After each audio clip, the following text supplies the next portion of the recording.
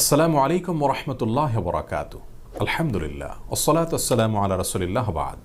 সুপ্রিয় দর্শক, রমাদানের পর অন্যতম শ্রেষ্ঠ এবং মর্যাদাপূর্ণ সিয়াম হলো আশুরার সিয়াম। আশুরা বলা হয় মুহররমের 10 তারিখকে। প্রিয় নবী সাল্লাল্লাহু আলাইহি ওয়াসাল্লাম রমাদানের সিয়াম ফরজ হওয়ার অনেক আগে থেকে তিনি যখন মক্কায় অবস্থান করতেন তখন থেকেই আশুরা অর্থাৎ মুহররমের 10 তারিখের সিয়াম পালন করতেন। মদিনা হিজরতের পর তিনি দেখতে পেলেন মদিনায় অবস্থানরত ইহুদিরা এই দিনে সিয়াম পালন করে থাকে। আল্লাহ নবী মুসা আলাইহিস সালামের প্রতি আল্লাহ তাআলার বিশেষ রহমত এই দিনে নাজিল হয়েছিল, তাকে আল্লাহ তাআলা ফেরাউনের বিরুদ্ধে বিজয় দিয়েছিলেন। সেজন্য তখন নবী করিম সাল্লাল্লাহু আলাইহি সাল্লাম তাদেরকে লক্ষ্য করে বলেছিলেন, নাহনু আহাক্কু বিমূসা, অর্থাৎ তোমরা যদি মুসা আলাইহিস সালামের প্রতি আল্লাহ তাআলার অনুগ্রহ নাজিলকে কেন্দ্র করে এই দিনে সিয়াম পালন করে থাকো, তবে আমরা এই ইস্যুকে কেন্দ্র করে আল্লাহর কৃতজ্ঞতা আদায় করার হকদার আরও বেশি। এরপর থেকে তিনি আশুরার সিয়াম পালন করার জন্য সাহাবায়ে কেরামদেরকে নির্দেশ করলেন।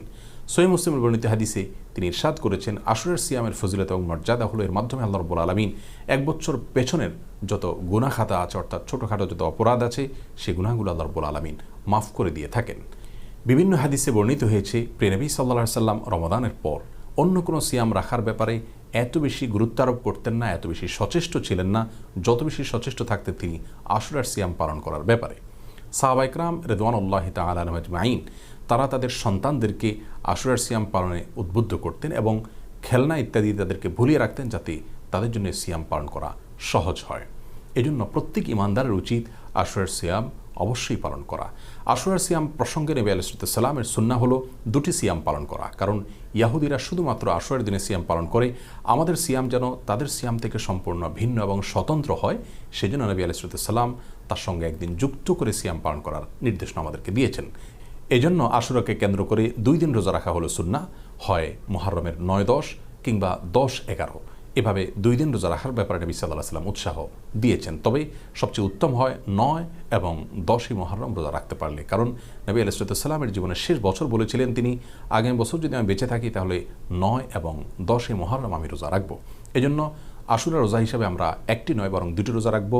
9 এবং 10ই মুহররম হলো সবচেয়ে উত্তম, আর যদি সেটা না পারি তাহলে 10 এবং 11ই মুহররম আমরা রাখতে পারি।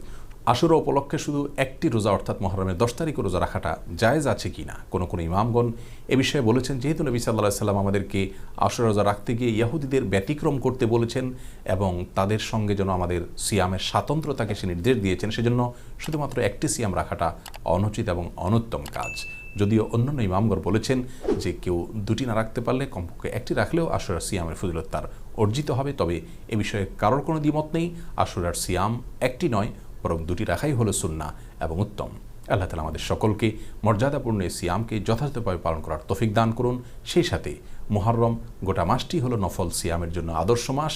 নবী আলাইহিস সালাম এই মাসে সিয়াম রাখার ব্যাপারে, নফল রোজা রাখার ব্যাপারে আমাদেরকে উৎসাহ দিয়েছেন। সেই ব্যাপারে আমরা সচেষ্ট থাকবো। আল্লাহ তাআলা আমাদের সকলকে তৌফিক দান করুন। আসসালামু আলাইকুম।